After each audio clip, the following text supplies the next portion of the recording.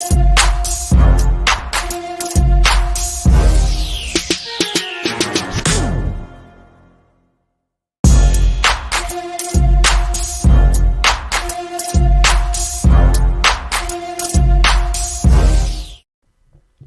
is up, everybody? Welcome to the Week 16 Cash Game Review Show.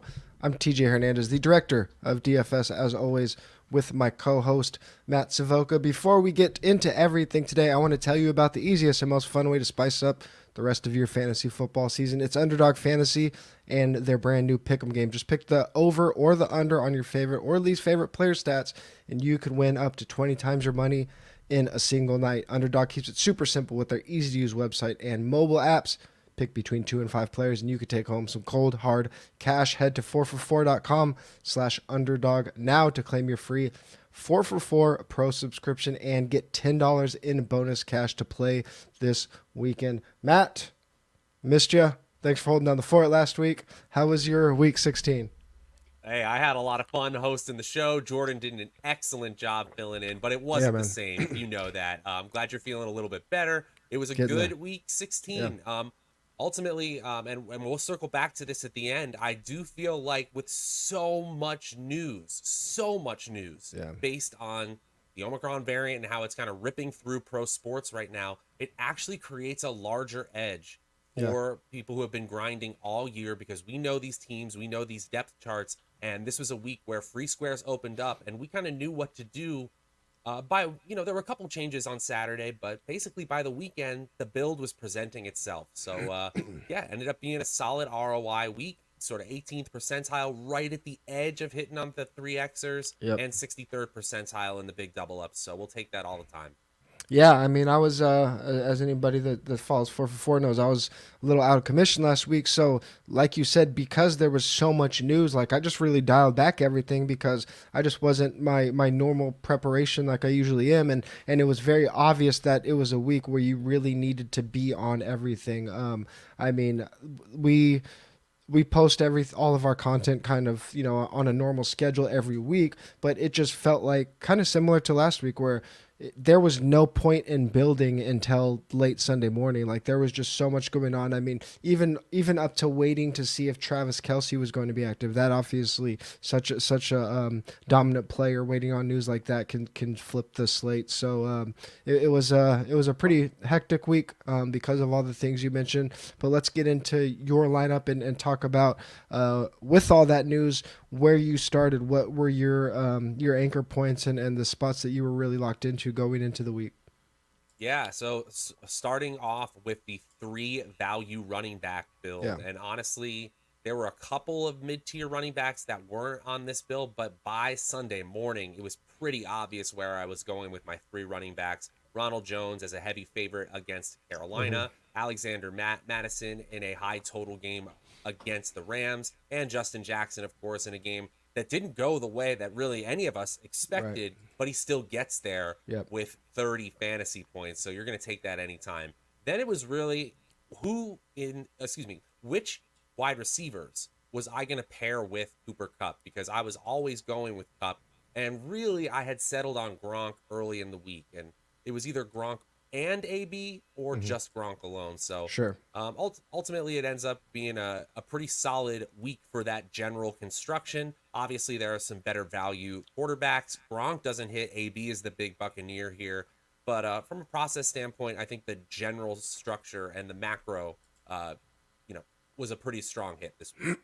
Yeah, with the value running backs, I thought it was especially on FanDuel. I mean, you're almost always kind of have those top end quarterbacks in play, but was there anybody besides Herbert? I mean, he was priced up relative to the field, not to the field, but to some other guys. He was at 8,400, while we had like Stafford at 79, Jalen down at 77. Were there any other quarterbacks in your pool that you were really looking at? I mean, the Chargers had the highest implied total on the slate, so it seemed like kind of the obvious player to the group. Yeah, it was one. I felt like you had plenty of space. Like this lineup left salary on the table. Yeah. How much did you leave? I think 300. I mean, I didn't feel that I needed to go up from the Bengals. Otherwise, I probably would have just played a better defense. But the only other two quarterbacks I was looking at were Matthew Stafford or Jalen Hurts, and Yeah. there were a couple of Jalen Hurts, Dallas Goedert, and then worse secondary wide receiver builds I toyed with, but I was pretty locked in on Herbert, and I was fine doing Herbert and Justin Jackson all week. Yeah, there were some pretty big discrepancies between FanDuel and DraftKings in terms of pricing and where the obvious values were. I mean, on as you'll see when we get to DraftKings, there was a lot more questions about who your three running backs would be. On FanDuel at 5,500, Alexander Madison is actually our top value, so I don't even think there was a question about who the three running backs were. And then, like, one of the most obvious values on the slate on DraftKings was Antonio Brown. He was priced at 7K on FanDuel, so like he wasn't even that much of a slam dunk. So I think the running back, there's not too much to talk about there. You kind of mentioned your wide receiver trio. Talk through that process a little bit, because I thought it was a really interesting week to try to figure it out on FanDuel when we had those. Once you have those like running backs locked in, it kind of limits what you're going to do depending on the tight end position. So talk through the wide receivers a little bit. Sure, and I actually think this was the fun puzzle of the slate, because after Cooper Kupp, we didn't really have a ton of pay up options that looked obvious. After Dalvin Cook got ruled out, I mean, Joe Mixon looked okay, and ultimately he hits. But from a cash game perspective, I don't think we're prioritizing him over these three value running backs. No. So it's which stud wide receivers are in the best spot. And we know that position has some natural volatility. I ultimately went with the stack of Keenan Allen, thinking that there's no way that Justin Herbert gets there without bringing Keenan Allen with him, with such a condensed offensive target share in Los Angeles. Of course, Palmer has a big day. Other players hit instead of Keenan Allen. And it's sort of the same situation where the Tampa Bay passing game hits as usual, but Gronk doesn't get a ton of it. So my big 2v2 ultimately was Keenan Allen and Deontay Johnson, who, if you guys have been watching this show, I've been all over Deontay as a cash game play basically all year, versus Justin Jefferson and DK Metcalf. And DK Metcalf was identified not just because of the fact that I felt like he was showing up in our breakout receiver model. It seemed like there was some arguments that he was quote unquote due, but also because he was an afternoon game, and it was really him or Deontay Johnson to make sure that I had some late swap optionality with so many players in the early slot for me. Ultimately, I go with Deontay Johnson once Tyreek Hill gets ruled in. I did actually leave a couple lineups with JJ and Metcalf in my player pool, or in my lineups, and those did pretty well. I think that lineup scored about 10 points more.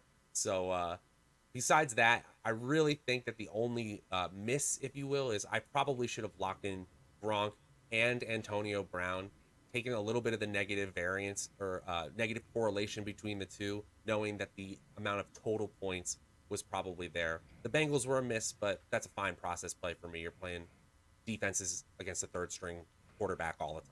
Yeah, I mean, and again, on FanDuel, Antonio Brown was barely a top 10 value on 4 for 4. He, again, priced up at not up at $7,000, but like it wasn't that slam dunk value like it was on DK. And again, it was just a weird week because, I mean, there was so much salary that you were saving at running back that it was like, if you did pay down for one of those receivers, like you're almost like running, like you have too much salary, right? Like there was builds where there were top values where you could have left $700-800 on the table and they would have been all like fine cash game plays, right? So it was almost hard to spend up in salary. It was weird, absolutely strange like that, and that's why I ended up, I was like messing with some Tyreek Hill lineups because there was so much salary left. Ultimately, I kind of left it be with my early Sunday morning build instead, and it proved to be pretty fruitful. Yeah.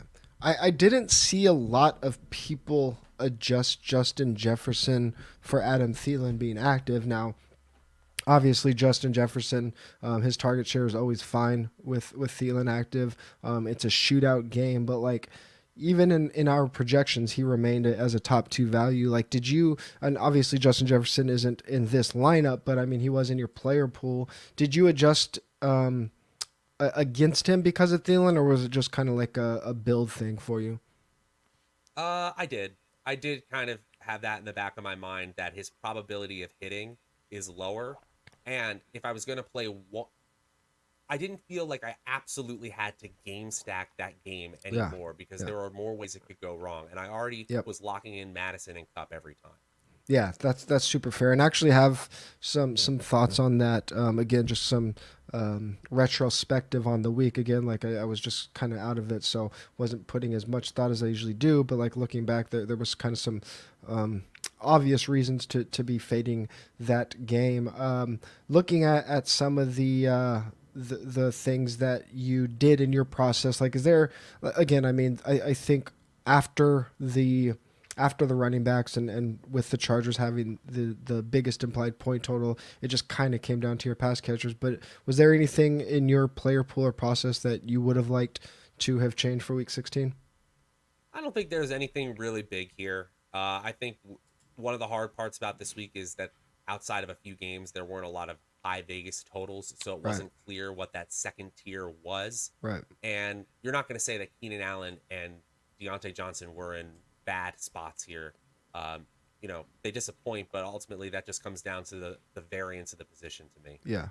Yeah, and Keenan's always tough on FanDuel because you want touchdowns, and like he does get touchdowns sometimes, but they're just kind of not how he typically accumulates points. But I mean, in that spot, that's a pretty low outcome for him. Looking at again, your lineups did very well, profitable week, which is always great in DFS. But looking at some of the lineups that really crushed in cash games, what were some trends that you noticed? Yeah, and yeah, just to add that one thing about that Keenan Allen, I literally thought like a 20 target game was in the range of outcomes. Yeah, for sure. Yeah. Anyway, some stuff that hit. Obviously, those that prioritized Antonio Brown over Rob Gronkowski or played both of them did very, very well. Byron Pringle was actually a player after Tyreek Hill was ruled in. He kind of fell down our value rankings, but he was popping in terms of the value ranking compared to salary-based expectations all week long. And so if you had just sort of held the course there, you would have been profitable. Obviously, Justin Jackson's in a ton of winning lineups. You pretty much had to have him to get near the top of any kind of tournament. He was that chalk play that you needed to push yourself to the top. And then some cash options, but that were strong tournament plays that people did have. Burrow and Higgins stacks I absolutely saw in the big double up. I saw Josh Allen and Stephon Diggs. I did see some Joe Mixon as that pay up running back option with two chalk value running backs. And some people did ultimately go with Mark Andrews again, who ends up with a 10 target day.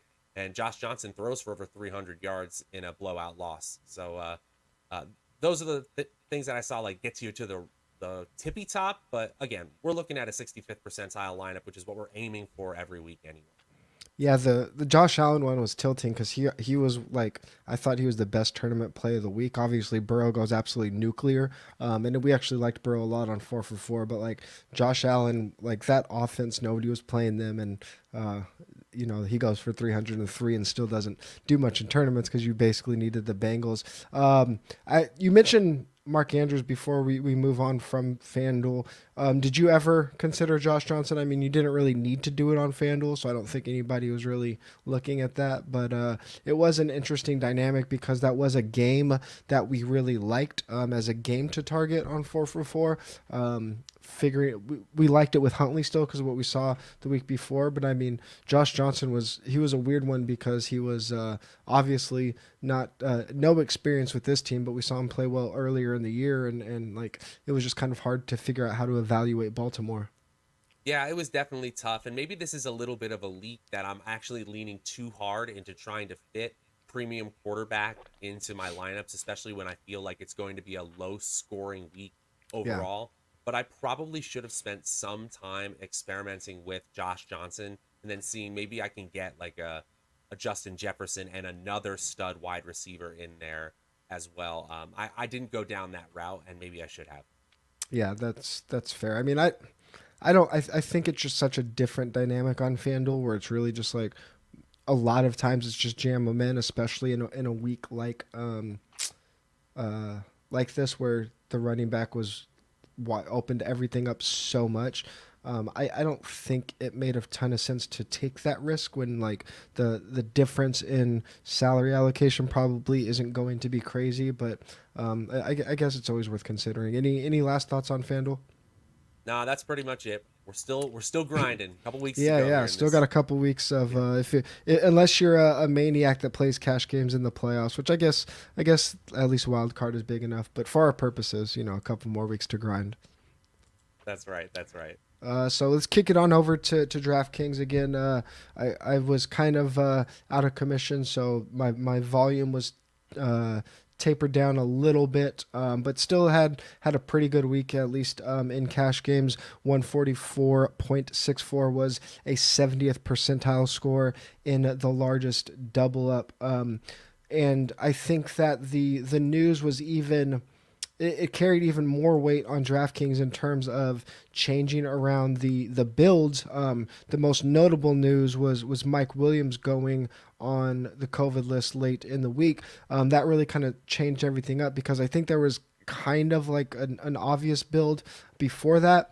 And then once Josh Palmer became kind of a lock play, it kind of made it difficult to try to not to try to figure out where to spin up, to try to figure out where to save. Because even more so than on FanDuel, there was a situation where all of our like best values were so cheap that like you had to make a concession somewhere if you actually wanted to spend most of your salary. So it was really weird in that respect. But in terms of what I started with, I mean, there was so much even before we got like all of the values late in the week. Cooper Kupp was already popping as one of our best values, just because he was leaps and bounds above the field.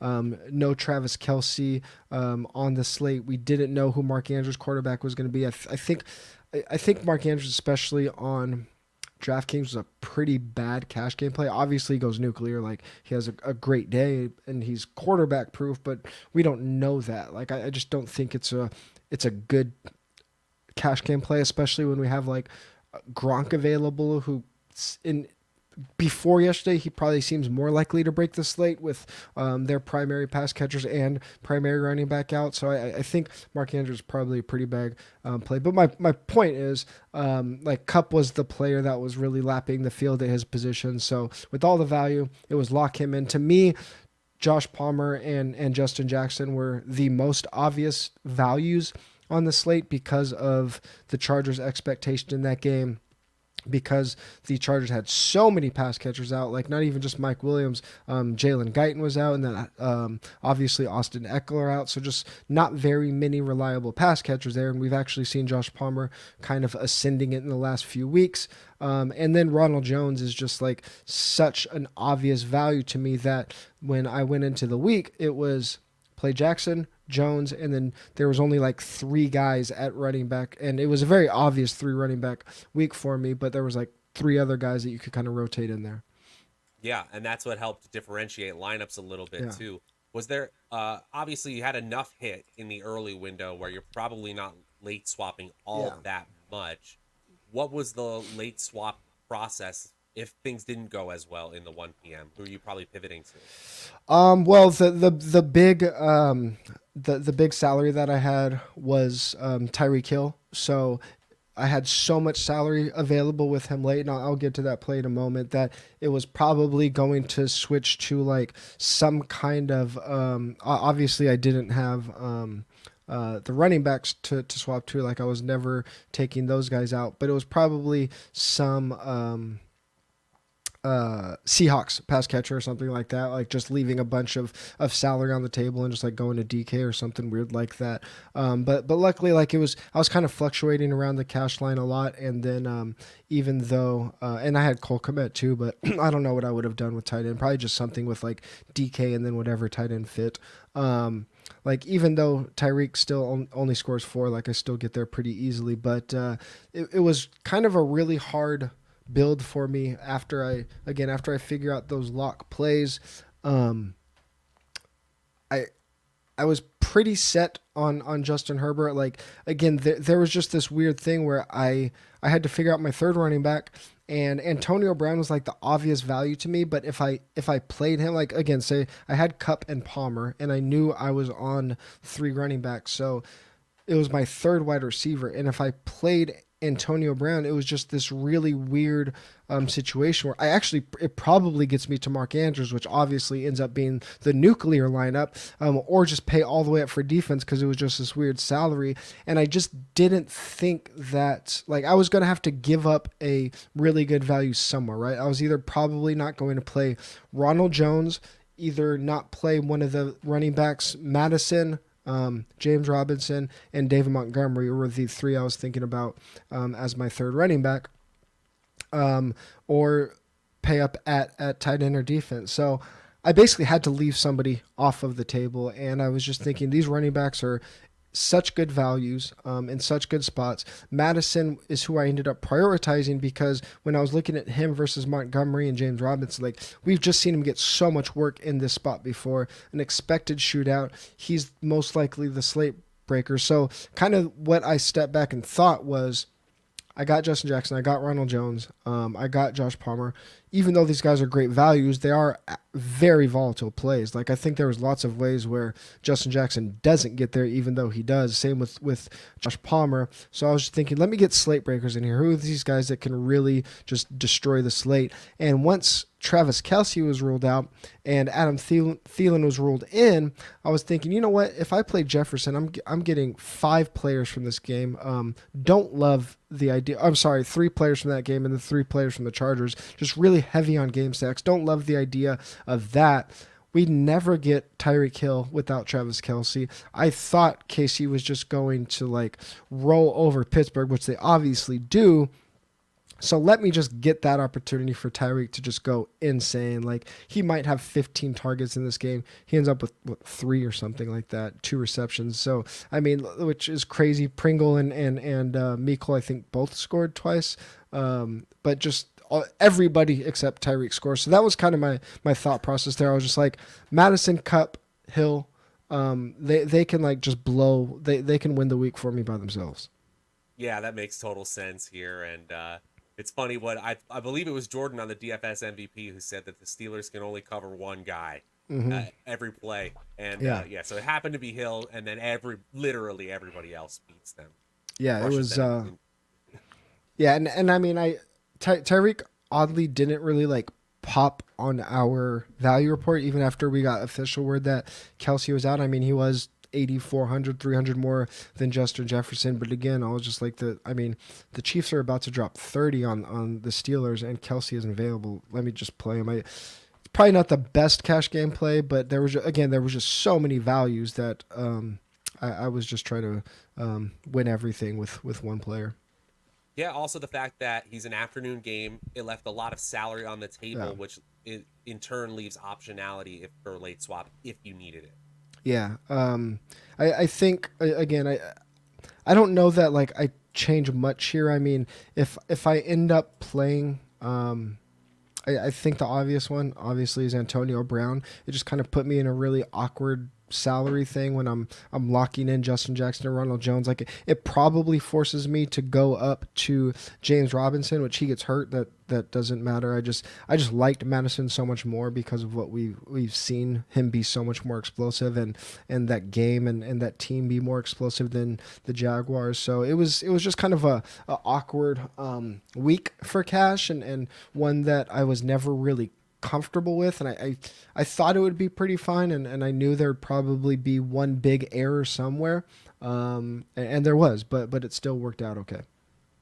Yeah, that's fair. I do actually think that for we were in very different circumstances with you not feeling well. I do think that there was, for those who could stay locked in last week. Obviously, it's the holidays, but there was an edge there for sure on FanDuel. I thought the build was there for us. Yeah, for sure. And I mean, there were with the Josh Palmer news, it probably ended up being, and maybe there's 1 or 2 other weeks that I'm forgetting, but the most versatile weeks in terms of cash game lineups or builds that were very viable. And on DraftKings, we always talk about like this is like these weeks where it seems obvious and where you're spending your salary, who you're flexing, where you're paying up. Like that's the difference in DraftKings cash. This week, I thought there was just so many different ways to go and still have some sharp builds and things that we saw in the winning lineups. The Antonio Brown lineups did very well. Obviously, if you had Joe Burrow or T. Higgins, especially if you had both of them, you obviously won. And we actually wrote up Joe Burrow as a cash game play on DraftKings. He was actually very underpriced. That was a very good spot. Obviously, if we like these players in cash, we like them in tournaments. So we were actually very high on the Bengals, especially on DraftKings this week. But again, he just didn't fit into excuse me, fit into my builds. And then Amon-Ra St. Brown, he was a player that was popping early in the week and really tumbled down. I left him in the write-up, but he kind of tumbled down the ranks, which we officially got word that Jared Goff wasn't starting. Still gets there, so St. Brown is he's balling right now. But those were the players that really stood out in terms of lineup builds. Most people were on those big running backs. I mean, so I guess the one thing I didn't mention, Antonio Brown ends up in 79% of cash game lineups. So obviously, if I have that number before, that's what makes me prioritize him. And I guess thinking through it, like, yeah, people were going to hit the lock button on him. Like if you're playing optimizers, if people are hitting, just optimize, he's probably the player that's showing up the most. So in retrospect, that actually makes a lot of sense. Yeah, well, and we've talked about that before. When ownership gets that high on a player, we're just locking them in, differentiating elsewhere. Yeah, and again, I mean, I make that mistake, and I'm still getting there. So it means the process is probably quite sound. And I mean, we got 2 weeks left. So if your process is still messed up, you got a lot of studying to do this off season. Looking at looking at the week. What surprised you, general fantasy NFL DFS wise? Yeah, I mean the Chargers Texans game was the most surprising to me. Obviously, the Chargers D stinks it up. Rex Burkhead gets there. Yep. Herbert has an okay game, and obviously Jackson gets there as well. But the outcome of the game is still really surprising. Same with the Seahawks as well, blowing it at home. Zach Wilson had more fantasy points than Russell Wilson. I'm not sure I was ready to live in that world, but here we are. And the running backs, Rashad Penny and Michael Carter, were the highlights of that game. Yeah. Rashad Penny and David Montgomery, in that game. They were the highlights there. And then Las Vegas wins ugly, and somehow Josh Jacobs gets 30 touches and still only has 10 fantasy points. That's like a riddle. And then the most definitive win I thought was the Bills on the road. That fourth quarter drive, that touchdown drive to seal the game in the fourth quarter was that proving point that they are absolutely in Super Bowl contention this year. Yeah, the big one for me is Mark Andrews just being completely quarterback proof. It's really just crazy what he's doing, and then just tilting that Joe Burrow goes nuclear, because I was so ready. I haven't done like a Josh Allen victory lap much this year. I got so much of it out this last year that I was like, let me let everyone else enjoy him. So I was really excited to victory lap Josh Allen in GPPs against New England when nobody was playing him, and and unfortunately Josh Allen teams cash, but Joe Burrow teams win. So whatever, it is what it is. We got a couple more. We got lots of tournament action left. Anything big going into the next couple weeks? Again, we only have a couple weeks of serious cash game action left, but any big approach overviews that you want to close out strong with?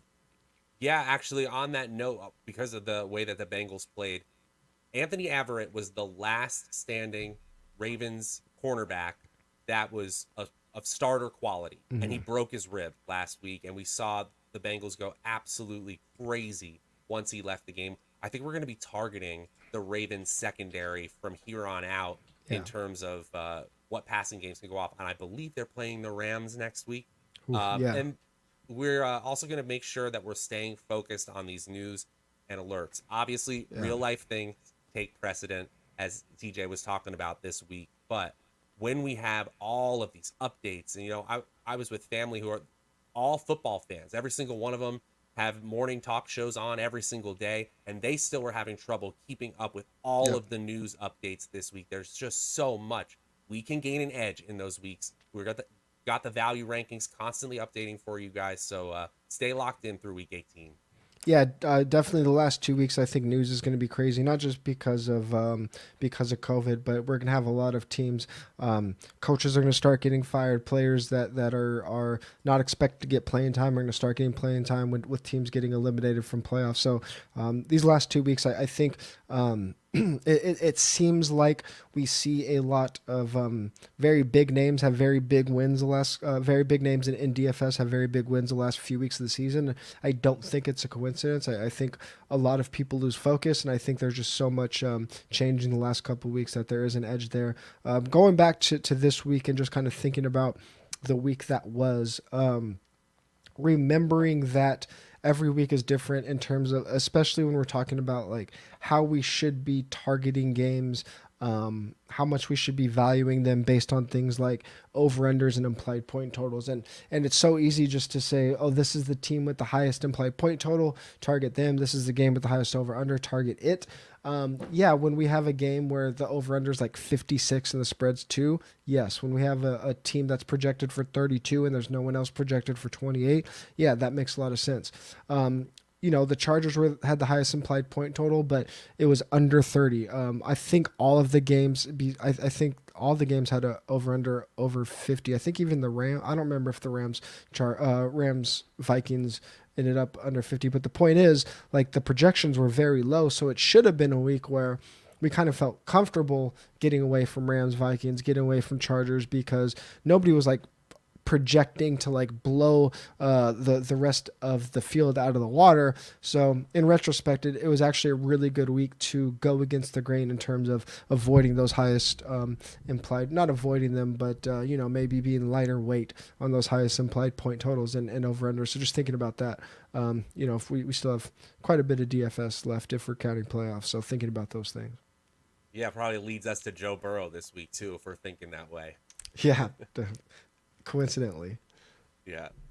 All right, guys. Well, we still do have quite a bit of time left in terms of DFS. Lots of slates coming up still with through the playoffs, multiple day slates. So if you haven't signed up for 4 for 4 yet, you can still get access, kind of a trial run before next year for just $24. If you use the promo code DFSMVP, you can get an additional 10% off. And we still have a few other shows to check out for these last few weeks. DFS MVP will be going through championship week every Friday, 3 p.m. Pacific time, 6 p.m. Eastern time. This week, we're going to be at 11 a.m. New Year's Eve, 11 a.m. Pacific time, 2 p.m. Eastern time. So not the normal time. We should be back to regular after that. Every Saturday, the Yahoo DFS Value Show with Matt Harmon of Yahoo Fantasy comes out on the DFS MVP and the Yahoo Fantasy feed, and the GPP Last Look Show 8 a.m. Pacific time, 11 a.m. Eastern time on the subscriber-only